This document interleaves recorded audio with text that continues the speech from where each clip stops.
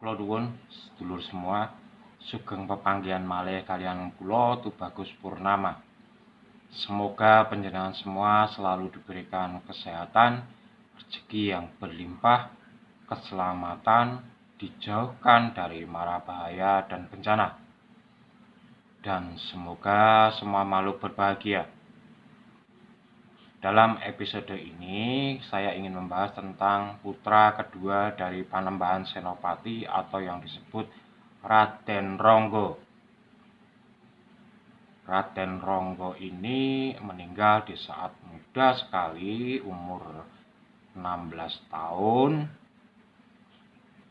Tapi beliaunya sangat sakti dan mumpuni, bahkan mempunyai ajian gelap ngampar sama seperti ayahnya, Danang Sutawijaya. Nah, ada 3 versi untuk cerita Raden Ronggo ini. Ada versi Babat Mataram, Babat Tanah Jawa, dan Babat Alas Mentao. Kalau Babat Tanah Jawa dan Babat Mataram diceritakan bahwa Raden Ronggo ini adalah putra dari Panembahan Senopati dengan ibu Kanjeng Ratu Kidul, sehingga mempunyai kesaktian yang sangat luar biasa. Dan pada suatu ketika Panembahan Senopati tidak bisa mengatasi lagi kenakalan Raden Ronggo, maka diserahkan kembali ke Ibu Ratu Kidul. Nah, dengan sarana Naga Bumi atau Nagaraja yang dikirimkan oleh Ibu Ratu Kidul, maka Raden Ronggo ini dibawa kembali ke Keraton Selatan. Jadi sering disebut juga Joko Samudro. Nah, sampai sekarang juga ada guanya yang bernama Gua Naga Bumi. Tapi ada yang unik dari Babat Alas Mentao. Nah, kalau Babat Alas Mentao itu Raden Ronggo ini sebetulnya putra dari hubungan Roro Semangkin dengan Panembahan Senopati. Roro Semangkin itu adalah putri dari Sunan Prawoto Demak. Pada saat Sunan Prawoto meninggal atau wafat, maka Arya Pangiri, Roro Semangkin, dan Roro Ayu Prihatin dititipkan kepada Kanjeng Ratu Kalinyamat.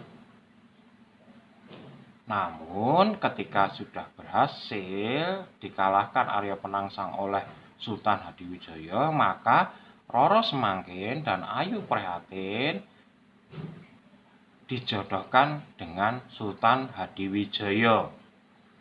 Namun karena masih sangat muda, maka Roro Semangkin dan Ayu Prihatin dititipkan kepada Ki Ageng Pemanan. Nah, Roro Semangkin dan Ayu Prihatin ini suka sekali dengan ilmu-ilmu perang, keprajuritan, maka sering berkumpul dengan Danang Sutawijaya. Nah, ketika sering pertemuan itu, maka Danang Sutawijaya terpikat oleh kecantikan Roro Semangkin.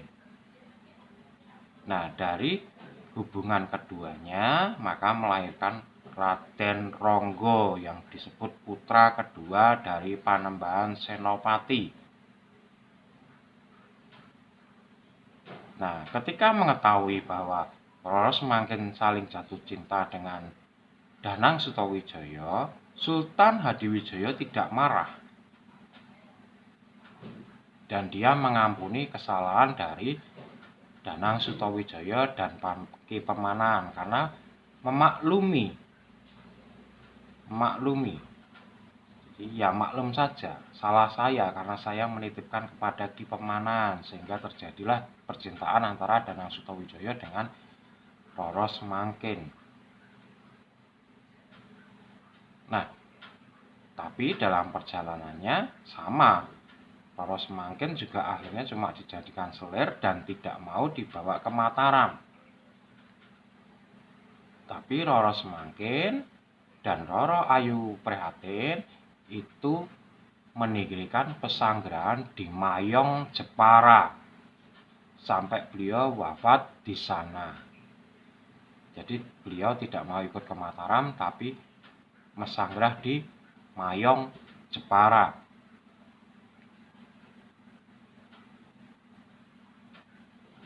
Nah, Raden Ronggo yang ikut ke Mataram karena usianya masih sangat muda, pada saat itu masih 10 tahun, dia selalu arogan, menantang siapa saja yang merasa lebih sakti dari dia. Pohon besar ditumbangkan dengan sekali pukul, di pasar dimanapun dia selalu membuat keributan. Maka Danang Sutawijaya pun selalu memberikan arahan nasihat jangan jumawa, karena jumawa di atas langit itu masih ada langit. Sampai pada suatu ketika ada utusan dari Pajang yang ke Mataram untuk menanyakan kenapa Panembahan Senopati tidak sowan ke Pajang. Nah, namun Panembahan Senopati menjawab, belum waktunya, saya masih butuh banyak persiapan. Nah, di situ ada perjamuan, diselenggarakan perjamuan tamu di Pendopo Kademangan, Mataram. Nah, ketika di perjamuan tamu itu disuguhkanlah tari-tarian dari selir-selir Senopati, sehingga Pangeran Benowo dan Adipati Demak juga Adipati Tuban itu adalah saudara semua, karena adik ipar, kakak ipar semua. Itu rawuh disuguhkan makanan dan minuman. Yang tidak bisa mengontrol adalah Adipati Tuban. Nah, Adipati Tuban itu merasa sangat dendam dengan Panembahan Senopati. Kenapa ayahnya atau ayah mertuanya selalu membela Panembahan Senopati? Maka dengan itu ditantanglah Panembahan Senopati untuk Beksan Rangin. Beksan Rangin itu adalah tarian dengan kekuatan tombak. Nah, Panembahan Senopati juga tahu kalau Beksan Rangin itu yang mampu adalah Adipati Tuban beserta prajuritnya. Nah, pada saat itu prajuritnya disuruh Beksan Rangin. Pertama pakai tombak yang tanpa mata, kemudian kayaknya kok kurang semangat, kurang greget, harus pakai mata benar. Nah, disitulah warga Mataram tercengang dengan tarian tombak dari prajurit Tuban. Nah, kemudian Adipati Tuban ini dengan mabuk juga menantang. Kayaknya yang sepadan cuma Dimas Senopati Engalogo yang menghadapi saya untuk ikut menari Beksan Rangin. Nah, disinilah Raden Ronggo emosi. Ketika Raden Ronggo emosi, langsung berdiri, Romo izinkan saya mengikuti tarian Beksan Rangin. Sang Senopati juga tidak bisa menolak, karena Raden Ronggo sudah terlanjur emosi dan berdiri. Lalu semua prajurit Tuban minggir. Prajuritnya disuruh membawakan perisai dan tombaknya dari Raden Ronggo. Keberatan. Perisai satu aja yang bawa 4 orang masih keberatan. Sama Raden Ronggo cuma dimain-mainkan dengan begitu mudahnya. Nah, disitulah sebetulnya Adipati Tuban tercengang dengan kesaktian putra dari Panembahan Senopati. Tapi lalu Adipati Tuban merasa bahwa prajuritnya tidak akan mampu menghadapi Raden Ronggo. Lalu disuruhkah Lurah Tamtomo dari prajurit Tuban yang menghadapi Raden Ronggo. Tidak butuh lama, pecahlah kepala dari kedua Lurah Tamtomo dari Tuban. Maka Adipati Tuban emosi, ingin membunuh Raden Ronggo. Nah, disitulah Pangeran Benawa dan Arya Pangiri atau Adipati Demak melerai. Juga Patih Menconegoro melerai hal itu. Sudah, kita pulang. Nah, disinilah Senopati ketakutan karena merasa belum siap untuk menghadapi Pajang. Kalau ada utusan yang sampai seperti itu, mereka adalah tamu, dilaporkan ke Sultan Hadiwijaya, maka takutnya akan diserang Mataram. Maka Raden Ronggo dimarahi, kemudian lalu Raden Ronggo itu emosi sampai tembok Mataram itu jebol karena pukulan tangannya, dan dia berlari ke hutan. Lalu yang untuk meredam emosi disuruhlah Tumenggung Surodipo, kepercayaan dari Panembahan Senopati yang bisa untuk menghadapi Raden Ronggo. Maka dari itu Surodipo menyusul Raden Ronggo, kemudian Raden Ronggo diberi pesan oleh Tumenggung Surodipo, angger Raden Ronggo diminta ayahanda untuk menghadap Ki Juru Mertani. Nah, pada saat itu Ki Juru Mertani adalah tempat tinggalnya kalau sekarang di Mayangan Demak Ijo. Maksud saya Mlangi Demak Ijo. Itu rumah kediaman dan makam Ki Juru Mertani sebetulnya. Tapi ada yang menghilangkan itu di saat era Sultan Agung supaya Ki Juru Mertani jangan dikenang lagi. Nah, ketika sampai ke tempatnya Ki Juru Mertani sedang sholat, lalu sambil menunggu Raden Ronggo itu memukul-mukulkan jarinya ke batu. Batu itu benar-benar keras tapi dapat berlubang. Kemudian Ki Juru Mertani setelah selesai berkata, "Mbok jangan mainan seperti itu, batu itu keras." Dicoba lagi, ternyata benar, batu itu menjadi keras dan tidak bisa ditusuk dengan jari Raden Ronggo. Maka Raden Ronggo, wah ini sakti juga. Nah, kemudian oleh Ki Juru Mertani, "Pergilah kamu ke Pati, temui eyangmu Ki Penjawi." Nah, dalam perjalanan sampai ke tempat Ki Penjawi, beliau tidak betah di tempat Ki Penjawi untuk ngangsu kawruh, itu tidak betah, untuk berguru itu tidak betah. Dia jalan-jalan sampai di tempat pertapa, ketemu dengan pertapa tua sakti, ditanya tidak menjawab, emosi Raden Ronggo, maka sekali pukul pertapa itu meninggal. Namun ketika pertapa itu meninggal, rohnya langsung mengucapkan, "Terima kasih anak muda, kamu sudah memberikan saya jalan ke surga, ke swarga. Tapi ingat, karena jumawamu, maka kamu akan dikalahkan oleh seekor ular."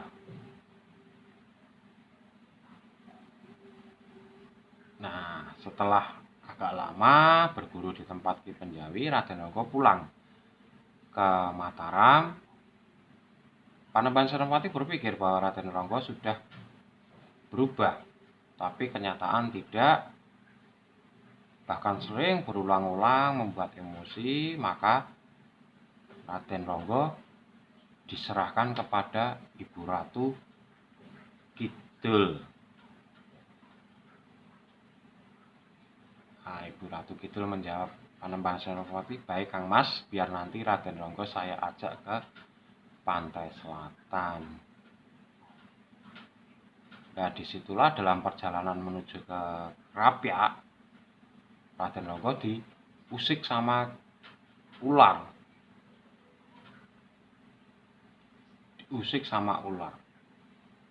Dia emosi, ular itu kemanapun dikejar.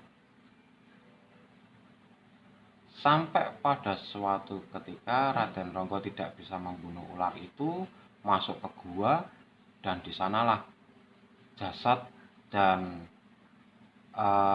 rohnya hilang sebetulnya karena dibawa ke pantai selatan.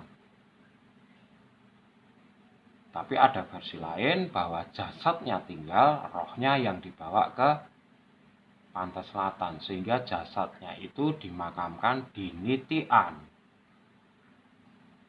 di kampung Nitian dekat masjid di Nitian, Yogyakarta kota ya. Nah, itulah sekelumit kisah sang pangeran yang meninggal muda. Sebetulnya tidak bisa sepenuhnya disalahkan karena beliau benar-benar masih muda dengan emosional dan beliau sangat sayang dengan ayahnya.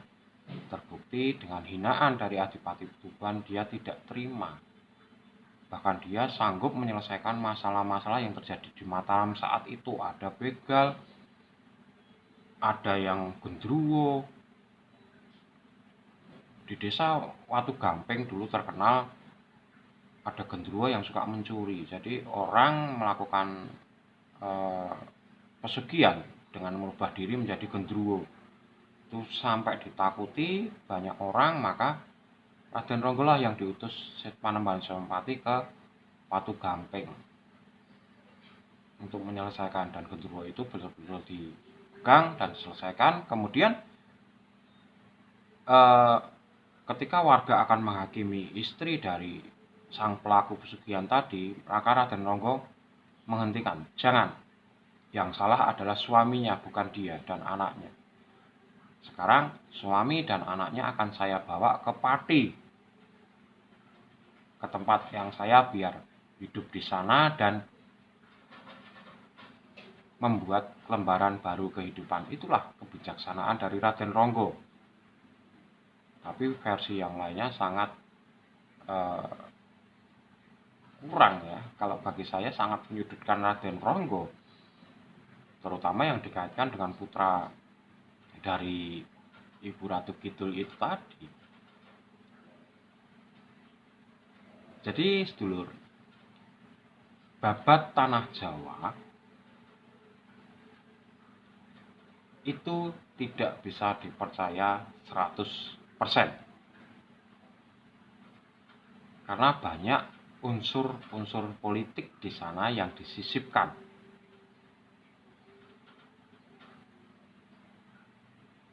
Jadi sangat bijak kita untuk membaca dari segala sumber ataupun peninggalan.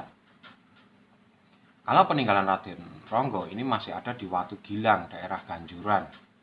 Itu ada turunnya Wahyu, itu di sebelah baratnya Dusun Ganjuran, itu ada tempat Watu Gilang. Di situ masih ada batu-batu yang buat mainan Raden Ronggo. Kalau penjenengan ingin menyaksikan, monggo silahkan ke sana. Masih ada bukti-bukti jarinya juga. Nah, demikian sedulur tentang Raden Ronggo. Kita ambil manfaatnya, kita buang yang kurang bermanfaat dari perjuangan sang pangeran. Di sini saya percaya bahwa banjir banyak kekurangan. Saya mohon maaf yang sebesar-besarnya. Akhir kata, saya Tubagus Purnama mengucapkan Rahayu, Rahayu, Rahayu.